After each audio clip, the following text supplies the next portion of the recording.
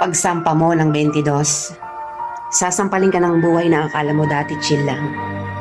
Malalaman mo na yung mga salitang hindi pinupulot ang pera, na dati ay naririnig mo lang sa mga magulang mo. Magtatrabaho ka, magbabayad ng tubig at kuryente. Tapos trabaho, trabaho ulit, paulit-ulit.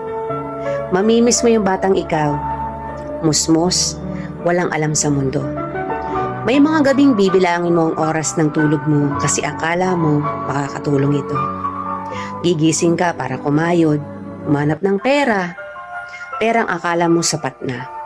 Pero dahil salat ka, wala kang magagawa kung hindi tanggapin ang katotohanang ganito ang buhay. Katotohanang dahil malaki ka na, malaki na rin ang bigat na papasanin mo. Dahil ngayong 22 ka na o 23 o 25 ka, malalaman mong hindi ka na lang nabubuhay para sa sarili mong pangarap. Real talk yan.